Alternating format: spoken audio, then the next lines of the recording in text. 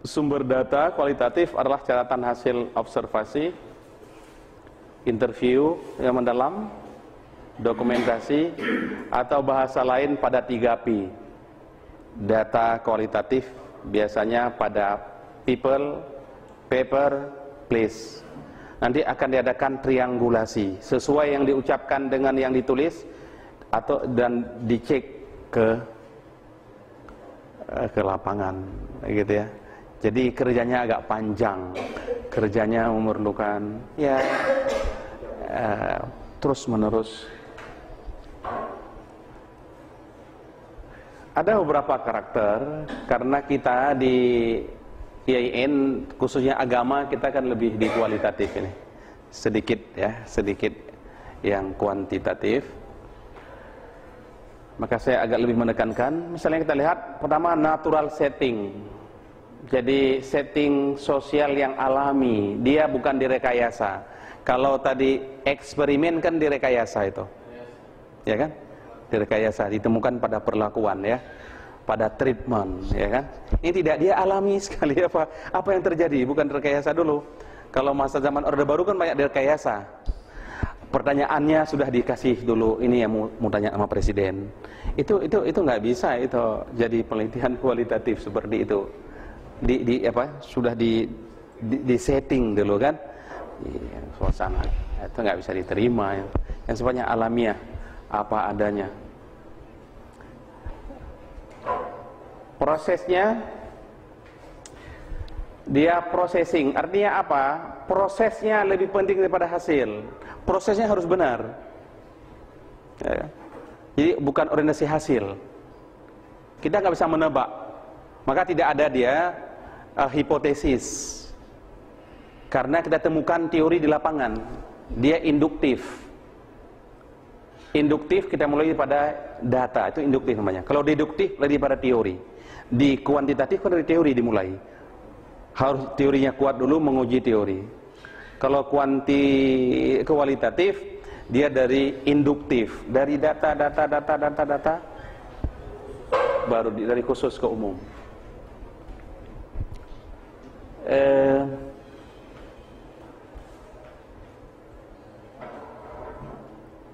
Ya, induktif, fenomena, ditarik kesimpulan ke khusus.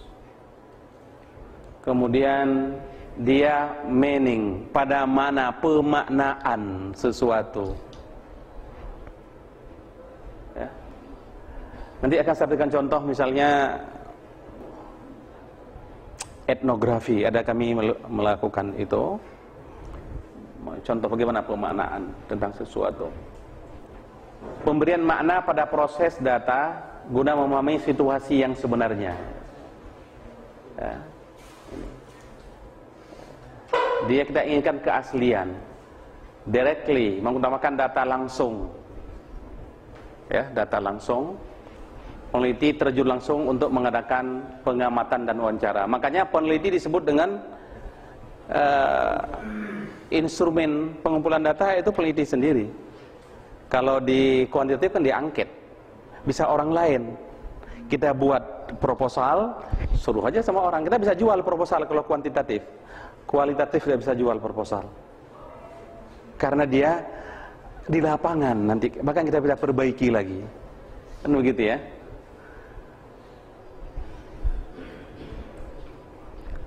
Kemudian juga apa? Triangulation itu data atau informasi dari satu pihak mutlak dicek kebenarannya pada pihak yang lain. Yang tadi kita sebut. Triangulasi ini punya berapa makna, ya? Triangulasi mana ini, ya? Bukan. Triangulasi, tri kan 3 artinya, ya, 3. Di situ tidak hanya menunjukkan 3, boleh jadi 3, dicek apa yang diucapkan dengan yang ada di dokumen dan ada apa yang ada di lapangan.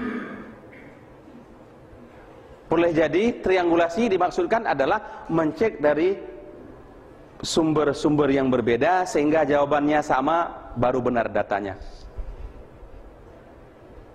Kalau masih berbeda, berarti ada persoalan.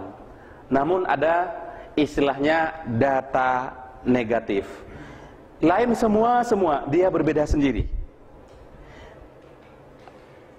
Itu jangan diabaikan, harus diungkapkan dalam penelitian. Ada tema budaya secara umum seperti ini, namun ada yang sifatnya negatif seperti ini ya, berbeda.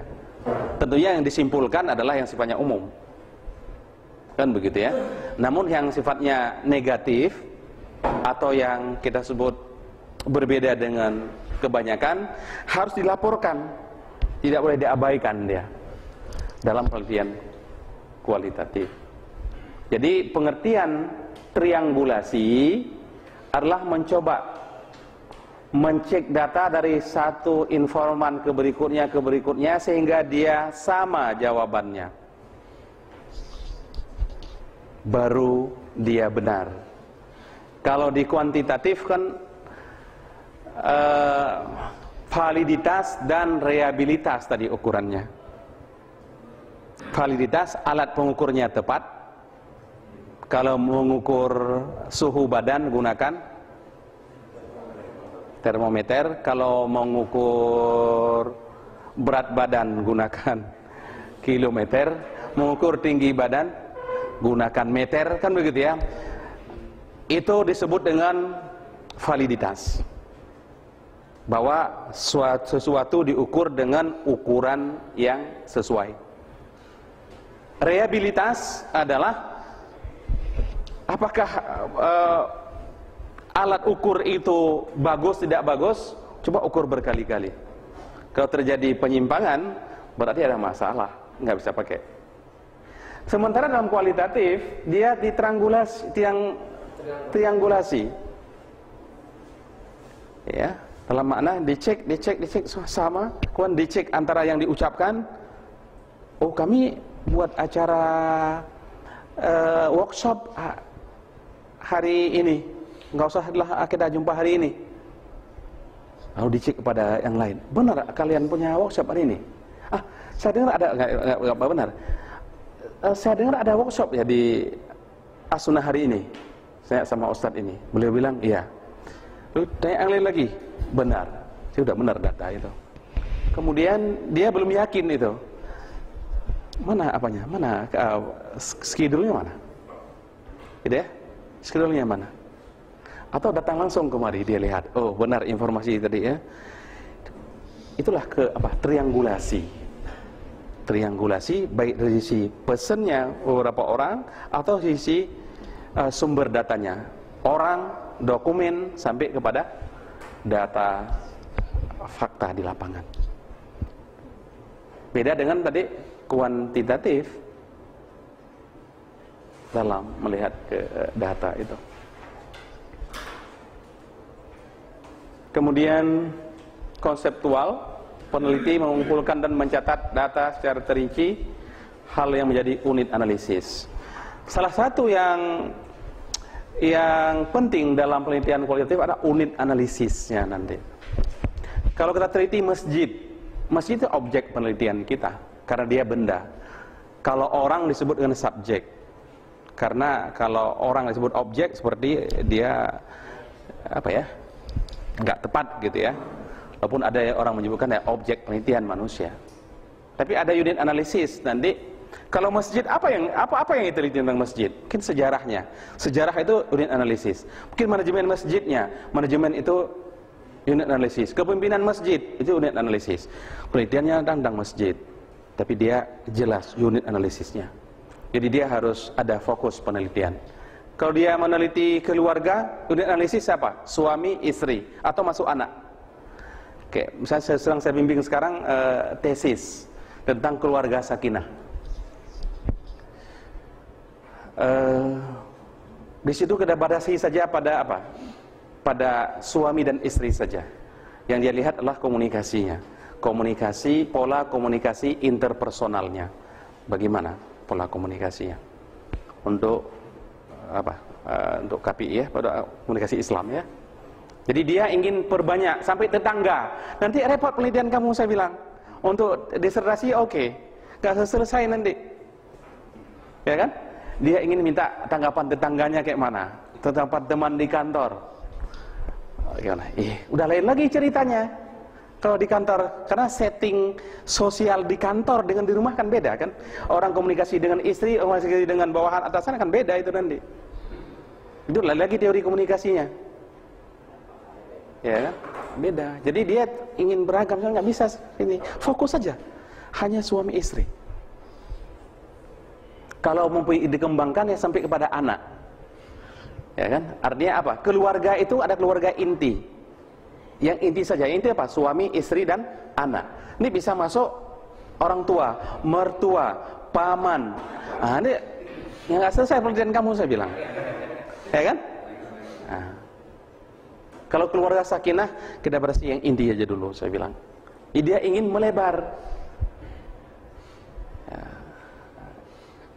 Jadi harus dia jelas unit analisisnya. Perspektif emik. Nah, ini yang bedakan juga lagi dengan kuantitatif. Kalau kuantitatif berperspektifnya etik. Jadi ada dua perspektif. Perspektif emik adalah mengutamakan pandangan responden tentang pendiriannya untuk menilai masalah yang terjadi. Itu disebut dengan perspektif emik. Jadi jangan paksakan pandangan kita ke dia. Makanya ketika wawancara, jangan wawancara yang diarahkan. Maka wawancara yang bagus adalah alamiah. Dia bercerita saja tentang sesuatu. Kita yang mana mencatat, menghubung-hubungkan. Jadi kalau di kuantitatif, dia etik. Perspektif peneliti. Sudah dibuat ukuran, dibuatnya ini variabel, kemudian dibuat indikator, kisi-kisi, segala macam. Jadi banyak diatur oleh peneliti. Sementara kualitatif adalah responden. Nanti ada istilah responden, ada subjek penelitian atau objek penelitian, ada responden, ada informan. Ini penggunaan ini juga harus lebih tepat ya, lebih kita jelaskan apa bedanya. Jadi bagaimana contohnya? Yang mana? Yang perspektif ini. Misal begini. Bapak setuju kan dia sebagai kepala desa? Kan mau bilang nggak setuju kan nggak enak. Nah, kan gitu ya. Ini kan namanya sudah diarahkan ya. Menurut Bapak siapa yang bagus kepala desa? Jadi kita nggak perlu buat seanu. Ini akan pemilihan kepala desa. Kalau kita ingin apa? Menurut Bapak siapa yang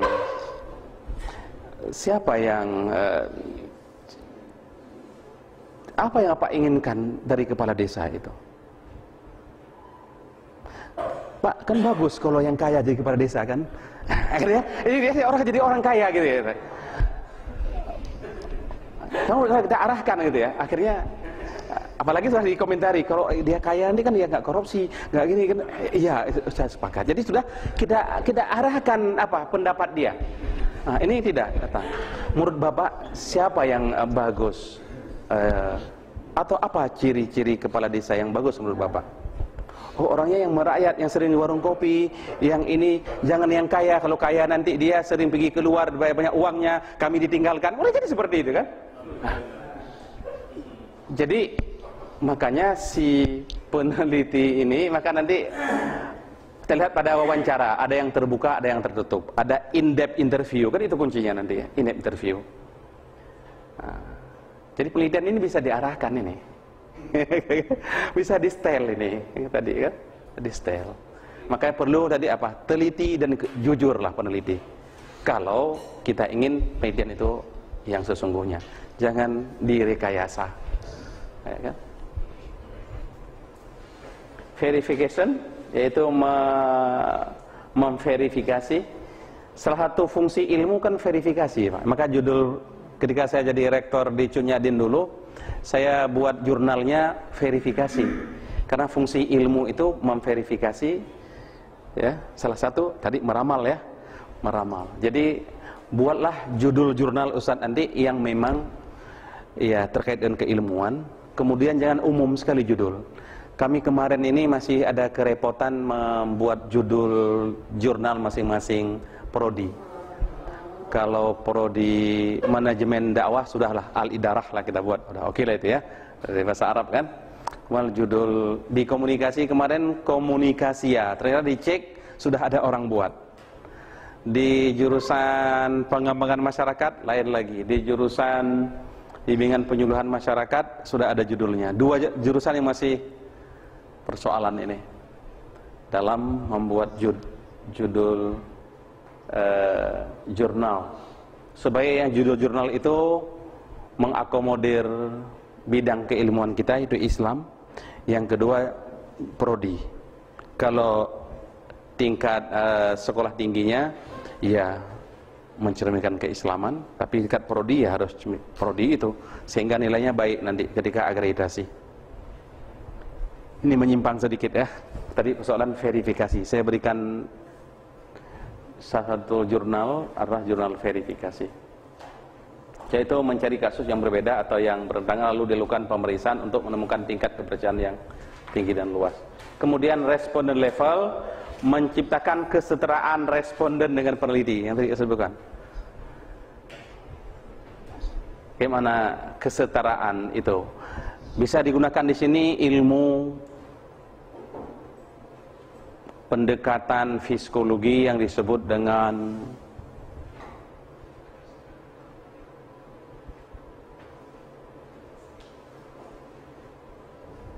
apa? Memasukkan diri pada orang lain. Apa istilah psikologi? Ya? Memasukkan diri kita pada Allah. Nanti insyaallah apa teringat.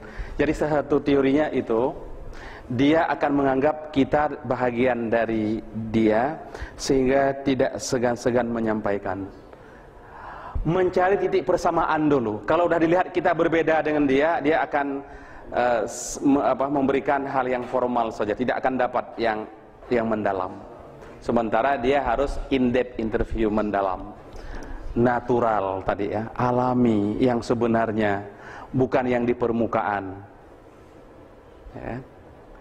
Oh, bagaimana kehidupan keluarga? Oh, kami bahagia-bahagia saja.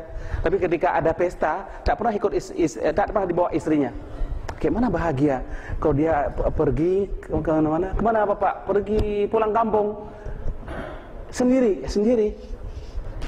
Ini bagaimana mengatakan dia bahagia? Tapi kalau pergi, padahal kalau pulang kampung seharusnya suami istri lah.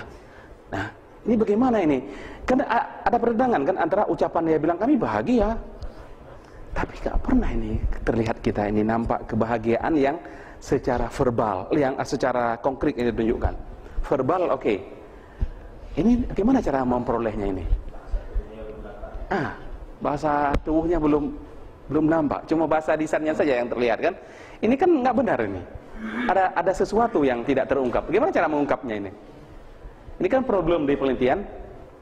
Maka dia harus bisa selevel antara responden dengan peneliti sehingga dia terbuka. Ya, dia terbuka.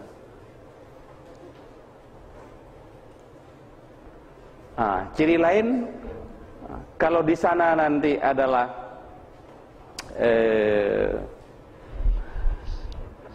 kalau di kuantitatif dia ada random sampling, ada sampling yang bertingkat, ada berbagai teknik pengambilan sampling. Kalau di sini dia adalah purposive sampling. Tapi tergantung juga nanti penelitiannya. Objek penelitian ditentukan secara wajar menurut kebutuhan. Tapi ada nanti snowball sampling. Jadi ada yang dia purposive sampling, ada yang snowball sampling. Kapan purposive sampling, kapan snowball sampling? Kalau snowball itu kan bergulir ya, seperti bola ya, bola salju terus menerus sampai sama jawabannya, sampai jenuh. Tapi ini ada kadang-kadang digunakan purposive ditentukan. Karena memang responden itu dialah sumber data. Kalau meneliti di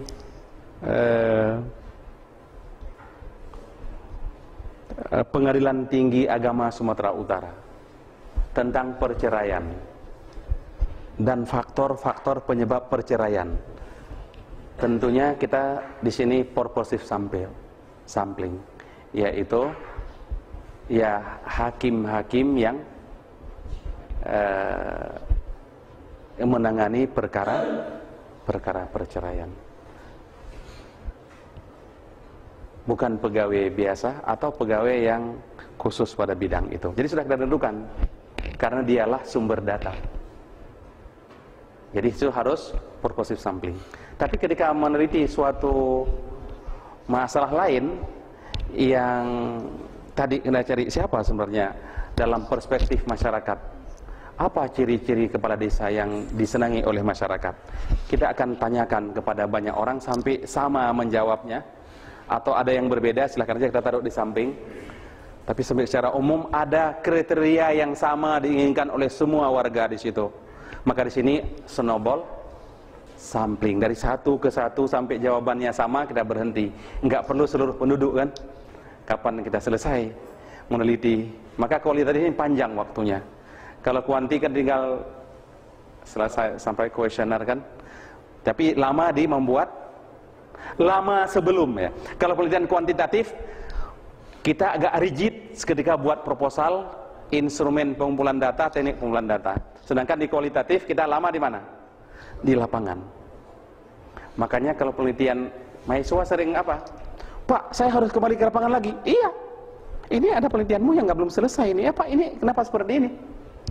Maka dari awal saya bilang, ini penelitian kualitatif, kamu berjanji sama responden, kamu akan kembali lagi atau kamu akan telepon nanti. Jika tidak, nanti akan kering datanya. Data kualitatif harus kaya. Kalau kering, bukan kualitatif namanya. Gitu ya. Ini kuantitatif. Maka dia harus berjanji dengan, Pak, nanti setelah kami buat. Karena nanti dalam analisis data, di lapangan sudah dianalisis. Kemudian tahap yang kedua, analisis setelah pulang dari lapangan. Kalau kuantitatif, ya analisisnya ya di balik meja lah. Kan begitu ya, menggunakan teori. Jadi memang ya masing-masing punya cara yang berbeda-beda untuk penelitian ini. Continuous analysis, analisa data dilakukan secara dari awal hingga akhir. Dari awal terus analisis supaya terus mendalam ya, bukan di akhir. Sejak terjun ke lapangan. Proses S ini ya. Proses penelitian kualitatif, tahap pengumpulan data. Yang pertama, tahap orientasi juga disebutnya grand tour. Agar penelitian itu jadi bagus, harus ada grand tour dulu. Grand tour adalah penelitian awal selintas dilakukan untuk membuat rambu-rambu rancangan proposal. Jadi nggak bisa kita di kuantitatif kita harus rigid di proposal, di kualitatif proposalnya nanti kita sempurnakan saja, apalagi hasilnya belakangan saja. Tapi perlu ada panduan, makanya kualitatif proposalnya tidak terlalu rigid tapi harus jelas, ya, terutama di unit analisisnya. Jadi tahap ini grand tour, kemudian tahap kedua mengeksplor, mencari sampai ke mendalam ya, data informasi, ke explore namanya. Kemudian baru member check, data diterima dicek sehingga kebenarannya dikonfirmasi, didiskusikan dengan responden. Bahkan hasil penelitian kualitatif kita suruh baca kepada, itu yang sebenarnya, tapi tidak ada orang lakukan, bahkan jarang orang lakukan. Setelah kita buat laporan, saya suruh baca sama dia. sepakat dia nggak dengan apa yang kita tulis itu? Kalau sepakat udah benar penelitian itu. Tapi kalau dia bantah, ini seperti ini, yang saya bilang maksud saya bukan itu. Mau apa ini? Benar itu. Artinya apa? Penelitian itu memerlukan keseriusan, dan itu memerlukan. Orang-orang Barat itu kan puluhan tahun meneliti di Pulau Jawa, menemukan misalnya abangan, santri dan atau lagi apa? Santri, abangan dan pria ya. Pengelompokan itu siapa itu yang meneliti? Siapa? Iya, Clifford Geertz atau Geertz ya. Dia meneliti itu. Kemudian ada yang meneliti di Papua, sampai kawin orang Papua dulu baru penelitiannya sah gitu. Untuk mengetahui kayak mana budaya orang Papua. Yang menikah dulu orang Papua. Ya. Wallahu alam ya, orang Kristen enggak tahu lah kita kan gitu ya. Dah mut'ah, dah apa ya. Kalau bahasa kita ya bisa mut'ah atau kontrak atau apa. Tapi mereka sampai menikah dulu sehingga dia diterima, tahulah bagaimana sesungguhnya. Apalagi tentang budaya, nggak bisa lah penelitiannya sebentar. Harus berlama-lama menemukan budaya. Ini kan disebutkan lain ini, budaya ini. Gimana bedanya? Kenapa bedanya?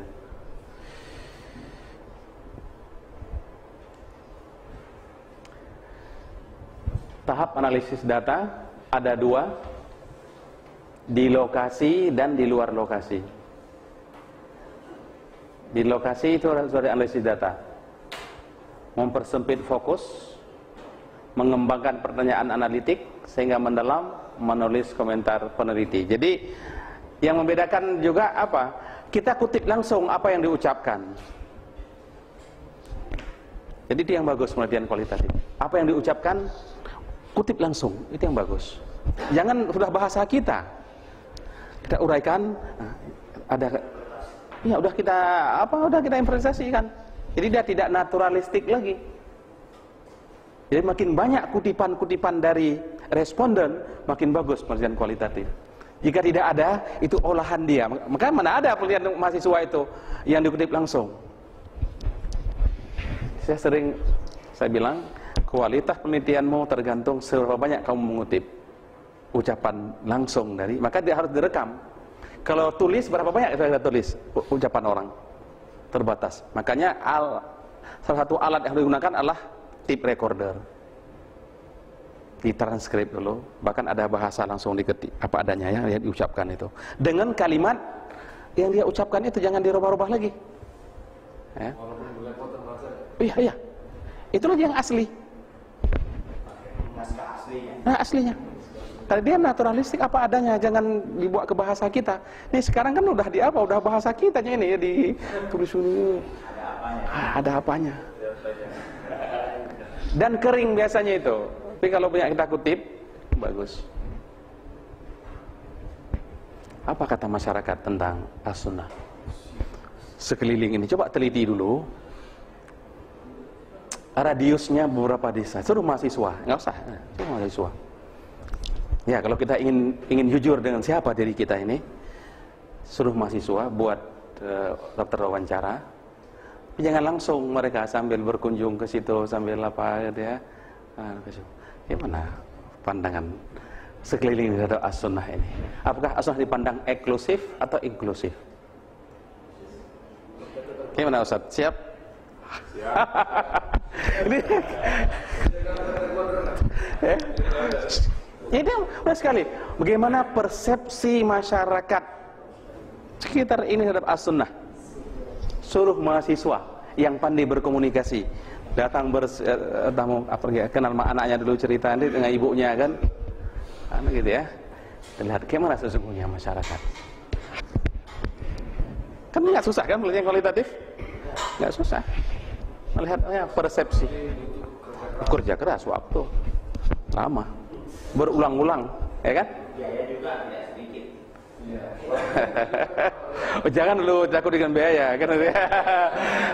Keinginan lebih penting daripada biaya, ya. Kalau saya gitu deh, yang biaya dulu. Jadi kalau begitu, lu naik pangkat nggak susah lah, kan nggak susah. saya sering suruh sama BKM Masjid, coba dulu teliti masjid Anda, bagaimana persepsi masyarakat sekitar masjid, terhadap masjid, terhadap pengurusnya, terhadap segala hal. Apa komentar orang terhadap apa? Tadinya pengurus masjid kan akan dikomentari. Itu kan menarik. Ya enggak, masalah ada di mana-mana. Ketika masjidnya tidak ramai orang, kenapa enggak ramai orang? Ada apa faktor? Masalahnya apa ini? Kenapa orang enggak ikut partisipasi? Kenapa itu saja jamaahnya? Coba dulu 40 rumah ke kanan, ke kiri, ke depan, ke belakang, kita teliti dulu. Apa komentarnya tentang masjid kita? Mungkin kita juga pengurus masjid ya, yang selama ini kita nggak pernah kita coba melihat itu bagaimana membangun masjid itu, mengembangkan. Apa keinginan masyarakat terhadap masjid itu?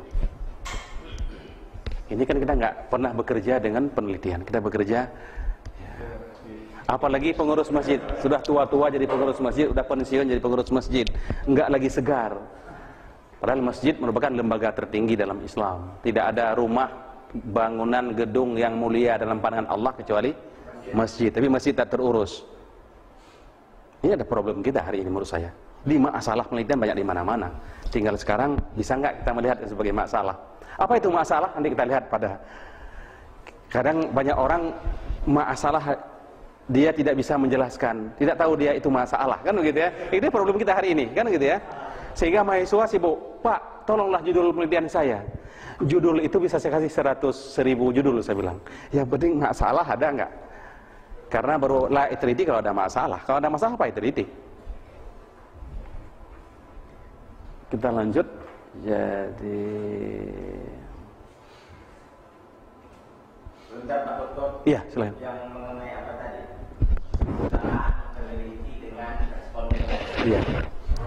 Ini kita gimana cara kita supaya dia merasa setara tadi? Kadang-kadang kita udah merasa kita udah setara, tapi ternyata dia juga belum menampakkan yang aslinya. Ya setara kata dia juga, tapi ternyata nggak setara juga. Jadi pengalaman pengasuh asrama. Begitu, pengasuh asrama ya. Apa yang antara mahasiswa dengan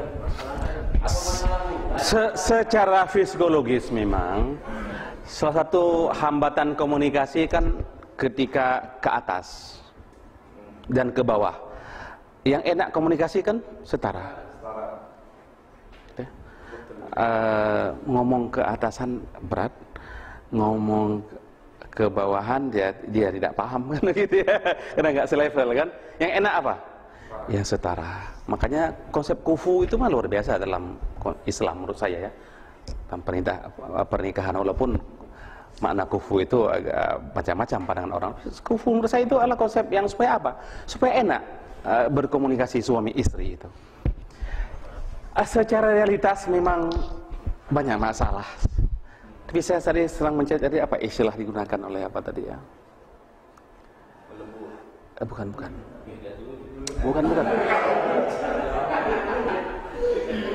Nanti insya Allah nanti mudah-mudahan ketemu istilah itu. Tapi begini. Untuk setara 100% nggak mungkin. Memang kita berbeda kok. Anak kembar saja berbeda. Ya, kembar saja berbeda. Kalau begitu apa? Kita cari titik-titik persamaan. Titik persamaan itu akan bisa dicari setelah ada kedekatan. Maka saya sering kepada mahasiswa semester 1, 2, 3 udah diajarkan filsafat cinta, saya ajarkan kepada mahasiswa filsafat cinta. Filsafat cinta. Jadi mungkin masuk pertama itu supaya mahasiswa itu dekat dengan saya ajarkan filsafat cinta dulu. Filsafatnya begini. Tapi ini nggak cocok karena bukan lagi mahasiswa kan? Ada yang single masih di sini? Masih ada ya. Yang mau nambah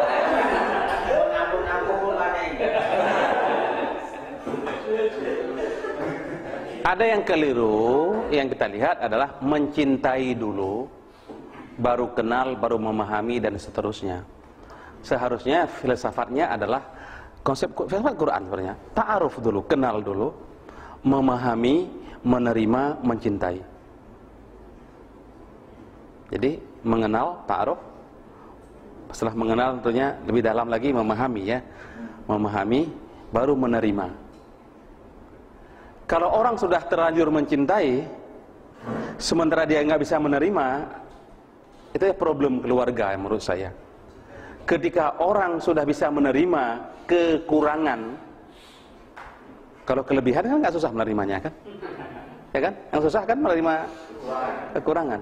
Dalam konteks tadi menurut saya tugas kita mencari apa dulu? Mencari persamaan atau mencari sesuatu yang dia senangi dulu. Orang biasanya akan menceritakan sesuatu kalau itu dia senangi. Maka jangan begitu datang pertama sudah nanya. Datang pertama baru glentor tadi. Ta'aruf dulu lah. Tahu dia bercerita dulu apa dia senangi. Kalau dia senang bola, cerita tentang bola dulu. Udah senang tentang ini, cerita ini dulu. Jadi cari dulu apa yang dia senangi, karena setelah itu baru dia terbuka. Kalau dia masih anggap kita orang asing, dia akan membatasi informasi. Ini masalah strategi. Itu masing-masing lah diharapkan. Itu punya kearifan. Harus mengenal dulu respondennya atau informannya. Boleh jadi caranya kan seperti dakwah. Kita kenal melalui pihak ketiga dulu supaya mudah masuk. Ya ingin kenalan dengan mertua kan sama anaknya dulu, kita tanya kayak mana ayahmu sebenarnya, kan gitu ya. Gitu dulu ya. Kayak mana ayahmu? Kan dia ceritakan ayah gini-gini, mama kayak mana? Mama gini-gini. Ini kalau datang kan tinggal apa kesukaannya, masukkan di situ ya, kan gitu ya. Apa kesukaannya? Bukan kesukaan barang apa, tapi kesukaan ada hobinya itu maksudnya kan? Nah itu masuk. Saya pikir juga teori itu bisa digunakan dalam hal agar orang terbuka. Ketika orang terbuka, maka akan banyak informasi. Kalau orang membatasi diri, ini kan agak sulit dapat informasi. Tapi Ustaz, ya. Kalau di dalam investigasi polisi umpamanya dia kan di bawah tekanan, justru polisi dapat informasi lebih banyak di situ, padahal dia sudah merasa setara, dalam keadaan tertekan, dalam keadaan enak, tapi informasi kan haram hukumnya dalam penelitian. Haram hukumnya. Jadi kerja polisi dari sudut pandang penelitian itu haram. Karena fikih penelitian itu haram. Karena polisi tidak ingin lama-lama. Apakah itu masalahnya kan? Dia ingin segera, tapi kan melukai. Atau nanti boleh jadi dia akui di persidangan dia bantah lagi. Ya itu bukan penelitian. Tapi itu ya, inilah kerja polisi seperti itu. Sampai kukunya copot dulu kan begitu. Kita nggak begitu. Jadi itu nggak benar dalam penelitian. Itu etika penelitian nggak seperti itu. Jadi ada etika penelitian. Jadi jangan disamakan peneliti dengan polisi. Ya, gimana? Iya, karena dia memang tujuannya bukan tujuan ilmiah, tapi tujuan untuk mencari pasal apa, kan gitu ya. Dia cari pasal ini polisi kan begitu ya. Kita kan bukan cari pasal. Kita mencari data informasi untuk mencari sebuah kebenaran ilmiah. Jadi agak beda paradigma dan pendekatannya. Baik.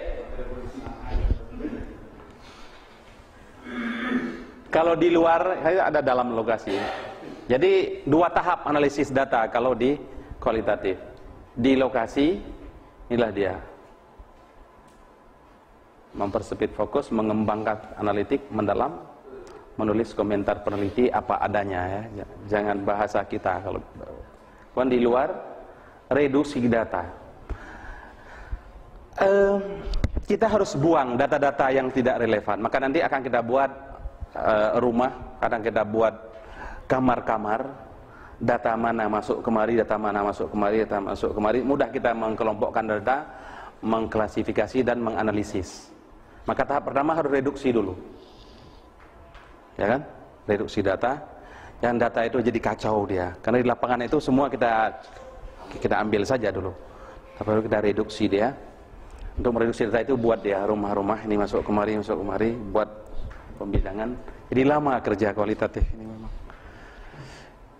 Menulis skripsi demikian juga, menulis tesis demikian juga. Maka saya bilang jangan terlalu cepatlah menganalisis akhir. Analisis awal oke. Ya, kita kelompokkan dulu lah. Oh ayat ini cocok lah karena ini pendekatan tafsir maudhu'i, ini masukkan aja dulu ini. Nanti kalau dipandang nggak relevan ya keluarkan ayat itu. Kan begitu ya. Dan seterusnya. Munasabah demikian juga. Oh, ini ayat ini munasabah dengan ini dan lain-lain, kan begitu ya.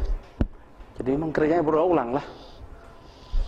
Reduksi, baru sudah steril data dari reduksi, sudah dibuang yang tidak perlu, baru display data. Diungkapkan data keseluruhan, baru tahap pengambil kesimpulan. Ini di luar lokasi. Tadi sudah kita sebutkan, kalau kualitatif dia emik, kalau kuantitatif etik. Jadi saya ingin ulang kembali, kalau kualitatif dia pendekatan emik, artinya penelitian itu berbasis kepada responden. Kita hanya sebagai alat peneliti saja. Apa yang dia ungkapkan itu sampaikan. Itulah kebenaran dalam penelitian kualitatif. Sementara dalam kuantitatif dia pendekatan etik. Dalam arti bahwa peneliti mengumpulkan data dengan menetapkan terlebih dahulu konsep, variabel, mana berhubungan dengan mana. Itu siapa menetapkannya? Peneliti kan. Kalau kualitatif mana bisa? Biar dia yang menyampaikannya, bukan dari kita. Oh Pak, ini karena ini begini Pak, ini karena begini. Bukan kesimpulan kita, kesimpulan dia. Begini. Kalau di kuantitatif, kan kita yang membuat variabel bebas dan terikat. Misalnya pengaruh pendidikan terhadap produktivitas kerja, pengaruh tingkat ekonomi orang tua terhadap prestasi belajar. Jadi ekonomi di situ bebas atau terikat? Bebas ya. Ekonomi orang tua sebagai variabel bebas. Prestasi belajar sebagai terikat. Jadi prestasi terikat dengan ekonomi. Siapa menentukan itu? Peneliti. Peneliti dari mana dasar menentukan itu? Teori. Itu udah benar. Udah deh, kita tutup aja lah. Udah ngerti semua. Udah selesai kan? Jadi artinya jangan sampai variabel dibuat sesuka hati. Variabel dibuat harus berdasarkan teori. Kita ingin melihat apakah yang dibuat orang itu udah benar. Kita ingin uji kembali di tempat kita dengan yang lain. Jadi bukan, kalau di kuantitatif kan yang kita buatnya berdasarkan teori, maka dia pendekatan deduktif, bukan induktif. Sementara kualitatif induktif, yang kita temukan di situ di lapangan kan yang kecil-kecil kita temukan itu di lapangan. Kan dari teori kita mulai, variabel, menyusun konsep, dan seterusnya dan seterusnya.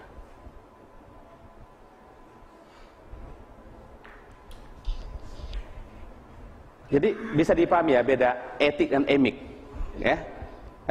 Etik dengan emik tadi dia memang dalam perspektif responden, informan. Kita alami, kita blank datang ke sana juga boleh dalam penelitian kualitatif. Kalaupun ada hipotesis ada di kepala kita, dugaan kita. Tapi yang benar nanti apa yang terjadi di masyarakat. Variabel dicari indikator. Nah, dari dasar itulah, dari variabel dibuat indikator, dari indikator dibuat kisi-kisi penelitiannya, kan begitu ya. Misalnya taat beribadah, itu bisa variabel, ya. Hubungan apa dengan taat beribadah? Taat beribadah kita buat indikatornya apa? Misalnya salat 5 waktu, salat puasa Ramadan 30 hari, kemudian membayar zakat kalau dia dan seterusnya. Kita buat indikatornya. Jadi indikator dari taat, indikator dari harus kita buat sehingga mudah kita ukur. Kalau nggak bisa kita ukur sesuatu. Ini dibuat kualitatif. Kalau di sana mana ada? Kalau di kualitatif apa yang terjadi di sana? Bukan kita merumuskan indikatornya, tidak ada di rumusan indikatornya. Maka dia kuesioner Lalu pilihan jawaban ada skor-skor. Misalnya kita uji taat beribadah sebagai variabel, indikatornya salat. Kita buat skornya, salat sehari 2 kali, 3 kali, 4 kali, 5 kali, masing-masing punya nilai, kan kita buat kan. Di sini kita ukur. Jadi dia dibuat variabel, konsep, indikator, kisi-kisi oleh siapa? Oleh si peneliti. Kapan? Sebelum penelitian baru bisa terjun. Harus bahkan nanti kuesionernya diuji dulu. Paham nggak ketika responden ketika membaca? Kalau nggak paham, harus robah dulu bahasanya. Jangan sampai kita sampaikan kuesioner tak paham, akhirnya asal kurung saja kan. Akhirnya kan bias penelitian kita. Makanya harus ada try out namanya. Try out kuesioner itu. Nggak bisa asal buat. Berarti objeknya itu harus kita juga, Pak ya? Gimana? Harus disesuaikan juga dalam tingkat anak-anak. Oh ya. Maka ada try out itu gunanya. Try out untuk dapat feedback, respon, apakah dia pahami. Makanya bahasanya harus bahasa yang bisa dipahami semudah mungkin oleh responden.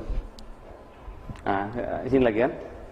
Penelitian kualitatif bertolak dari konsep variabel yang terdapat dalam teori.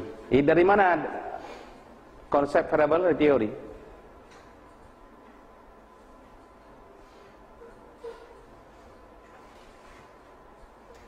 Jadi lalu dadakan menguji, retest, dan seterusnya dan seterusnya. Lalu hipotesis. Ini dirumuskan dari awal, baik hipotesis 0, ya, H0 dan H1. H0 biasanya tidak, ya, bahasanya tidak, negatif, ya, tidak terdapat hubungan antara pendidikan dengan etos kerja. Baru terdapat hubungan, kan begitu ya. Apa itu etos kerja? Kita buat indikatornya. Apa itu pendidikan? Kita buat indikatornya. Dan seterusnya dan seterusnya. Kualitatif, ada yang menggunakan hipotesis, ada yang tidak hipotesis. Kalau digunakan hipotesis pun ya itu di kepalanya biasanya, saya bilang tadi ya. Hipotesisnya di kepalanya, bukan ditulis, kan begitu ya. Nah, tidak akan menguji dia secara terukur.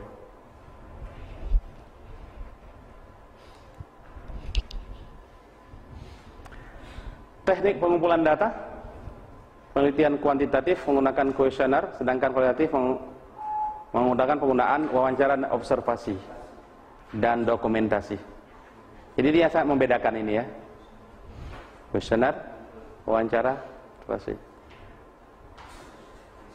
Kuantitatif, dia melihat tingkat pengaruh, keeratan hubungan, coefficient korelasi, ya, atau asosiasi antar variabel, bagaimana kadar satu variabel dengan yang lain dan cara pengukurannya. Sedangkan kualitatif menanyakan atau ingin mengetahui tentang makna, meaning, berupa konsep di balik cerita, di balik fakta yang ada dari responden yang diteliti. Kita lihat di kuantitatif,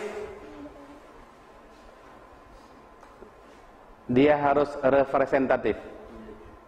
Sementara di sana sampel tadi kan kita sebut dalam bentuk purposive dan snowball sampling. Beda, jauh sekali bedanya kan. Kalau ini representatifnya menjadi penting. Rumus ini sudah ada semuanya. Bagaimana mencari, menentukan sampel. Penelitian kualitatif, jumlah respondennya diketahui ketika pengumpulan data mengalami kejenuhan. Berhenti kalau udah jenuh dia. Artinya udah sama jawabannya. Dan seterusnya. Dengan teknik bola salju, snowball, sampling. Jadi terlihat bedanya sini.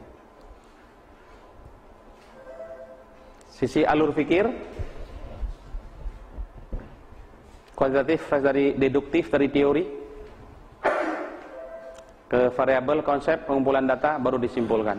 Kalau kualitatif dari induktif, dari data-data kecil di lapangan dulu dikumpulkan, dianalisis terus-menerus dan seterusnya, baru membangun teori sebagai temuannya. Sajian data kuantitatif dalam bentuk angka, tabel, sedangkan penelitian kualitatif dalam bentuk ya deskripsi, cerita, pandangan responden secara lebih mendalam. Tak begitu penting analisis data.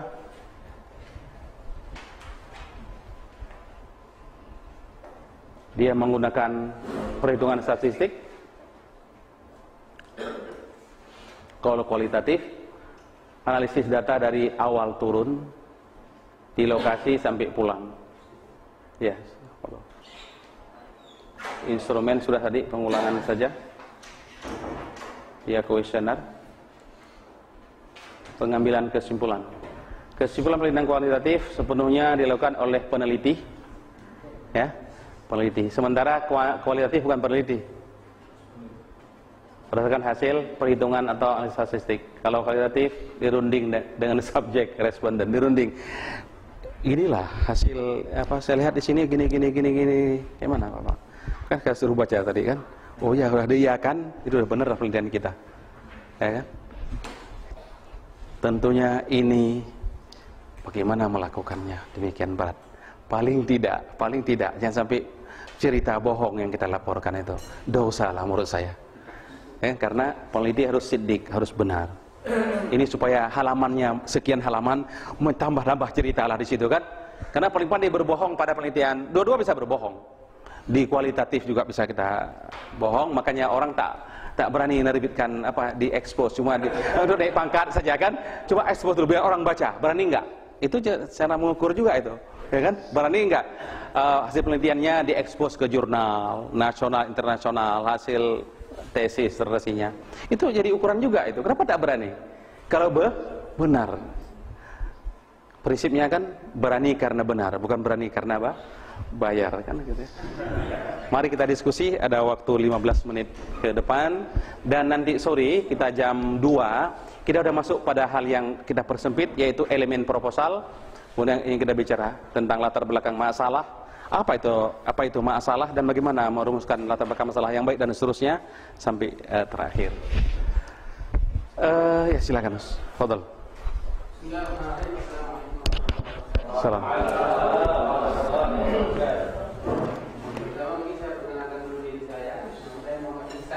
Muhammad Ihsan. Iya, Ihsan.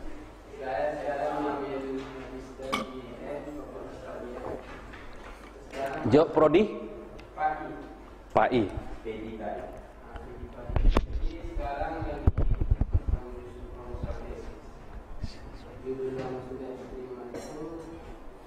Konsep pemikiran pendidikan agama Islam dalam perspektif Bakar Hussein. Jadi yang mau saya tanyakan itu, kalau dalam penelitian ini kan namanya kualitatif, ya kan studi tokoh. Ya. Untuk kajian teorinya itu apa yang dimasukkan dalam kajian teori? Oke. Mas Pamran Mahdi? Sudah isi? Belum isi ya. Ada yang kosong. Saya minta ditulis saja langsung apa judul. Kita akhiri dengan kita bahas dulu judul di tesis beliau. Silakan ditulis saja. Atau saya ketik di sini. Oke. Saja.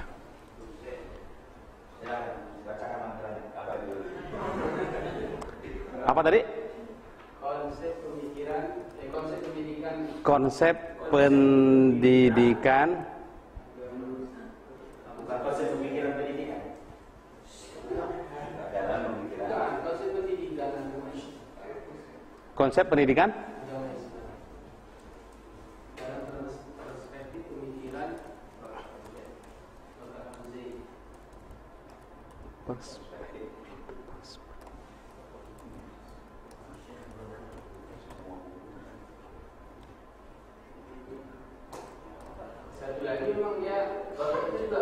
Siapa tokohnya? Bakar Abu Zaid. Bakar Abu Zaid. Zaid.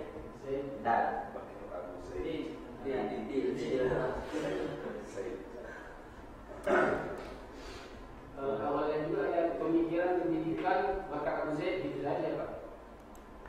apa? Coba satu lagi. Pemikiran pendidikan Bakar Abu Zaid. Pemikiran pendidikan Sama orang Oke. Tadi ini masih masalah tadi apa? Zaid. Zaid. Ya. Oke.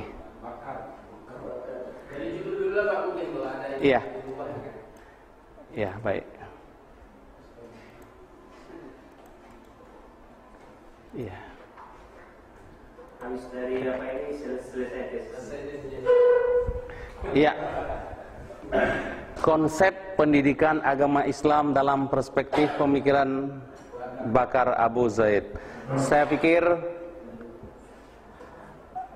yang pertama ingin kita komentari bahwa ini penelitian kepustakaan. Ya. Tentunya dia pemikiran tokoh. Dia kualitatif. Itu kesimpulan pertama ya dari judul ini. Kita bisa diskusikan judul pertama dulu, konsep pendidikan agama Islam dalam perspektif pemikiran Bakar Abu Zaid. Kenapa harus ada agama Islam lagi di sini? Bukankah dia adalah Muslim begitu? Ini kan nggak mubazir judul ini. Ini saya merahkan dulu ya. Konsep pendidikan dalam perspektif kalau pakai perspektif nggak dipakai, kenapa? Kenapa lagi harus terlalu panjang-panjang itu? Karena Bapak itu juga nggak memberikan judulnya dia tokohnya yang sudah gitu. Ya, enggak. Tadi ini kita ingin analisis dulu apakah judul dulu ini. Kita belum mempertanyakan dulu signifikansi judul. Pertama kita pertanyakan adalah judul itu tidak boleh, dia harus ekonomis pertama ya. Ekonomis, tapi jelas maknanya. Sekarang kita buang 3 kata. Konsep pendidikan dalam pemikiran Bakar Abu Zaid. Bisa dipahami? Bisa. Kenapa harus pakai agama Islam lagi? Perspektif kan begitu ya? biar Gini, karena waktu dia makan Ya. makalah itu kan ketika silabusnya kan ada. Ya. Silabus dalam makalah seperti itu semua. Enggak apa-apa kalau di situ kan di makalah nggak ada masalah. Itu istilahnya kita ingin coba dulu mengeksplor pertama tadi kan, atau masih konsep awal. Tapi itu lagi-lagi pembimbing. Kalau saya akan saya koreksi seperti judulnya, kan begitu ya. Karena di pendidikan tentu saja bukan saya pembimbingnya, pasti yang lain kan begitu ya. Jadi saya pikir tapi ya konsep oke. Ya kan? Konsep harus ada. Konsep ya. Apa itu konsep? Harus duduk dulu kira-kira. Apa itu konsep? Kalau konsep bahasa Arabnya mafhum. Mafhum itu artinya yang dipahami tentang pendidikan itu. Apa? Oke. Oke. Artinya ini kita ingin i'rab. Apakah perlu konsep itu? Perlu. Karena pendidikan itu sebuah konsep.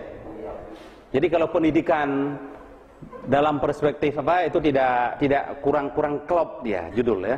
Sudah ada konsep dulu karena pendidikan itu sebuah konsep. Warna itu konsep, taat itu konsep, di samping juga variabel ya. Jadi ada teori, ada konsep, ada variabel, ada indikator dan lain-lain ya. Itu di semua bisa kita diskusikan, tapi khusus untuk kuantitatif dia harus memang jelas variabelnya. Di sini konsepnya harus jelas kan begitu ya. Oke, jelas. Pendidikan itu jelas. Pendidikan itu ada unsur-unsurnya. Jadi berarti ini layak jadi judul. Dalam pemikiran. Oke, tahu kita itu apa pemikiran itu apa? Kemudian ada tokohnya. Saya menganggap kalau belum diteliti oleh orang lain, ini layak jadi judul tesis. Kalau belum diteliti orang lain tentang hal ini. Ini judul, isi masalah. Ada nggak yang agak unik setelah membaca karya dia secara grand tour? Ada nggak yang berbeda dengan tokoh yang lainnya? Sehingga ada ruang yang kosong yang mau diisi oleh Ustadz. Jika tidak ada, maka replikasi namanya, hanya mengulang-ulang saja. Itu juga yang akan dibicarakan.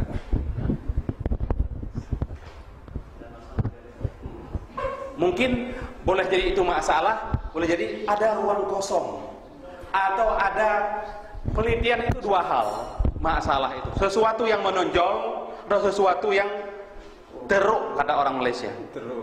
Teruk. Berbeda dengan yang lain, menjadi inspirasi tambahan. Misalnya pendidikan menurut Hamka, kesimpulannya 3. Kan gitu ya, Hamka ini. Menurut yang apa, ada nggak orang lain yang bilang seperti itu? Mungkin orang lain hanya 2 unsur saja, tambah unsur-unsur, entah 5 unsur orang lain, tak masuk unsur ini. Ini yang menarik menurut Hamka yang ini. Menurut beliau ada nggak setelah dibaca? Maka harus baca dulu sedikit. Kreator ada yang beda dengan tokoh lainnya misalnya. Ketika analisis data nanti adalah meminjam tokoh yang lain. Harus meminjam untuk menunjukkan bahwa tokoh ini berbeda dengan tokoh yang lain. Dia ada keunggulan dia, layak diteliti, ada temuan, ada ruang kosong kita isi. Tidak hanya sekedar tokoh itu. Nah, lalu nanti sampai kepada bicara sumber primer yang dipakai. Itu buku ya. Berapa karya dia? Oke, 30-an. Di 30-an itu ada berapa tentang pendidikan? 5. Dari 5 itu mana yang paling dominan?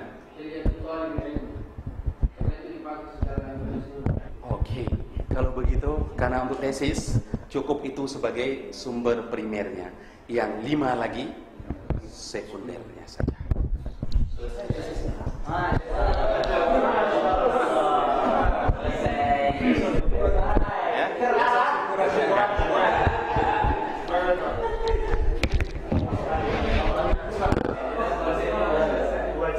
Tapi ada waktu 2 menit ingin saya bilang. Kalau sudah mulai, jangan berhenti.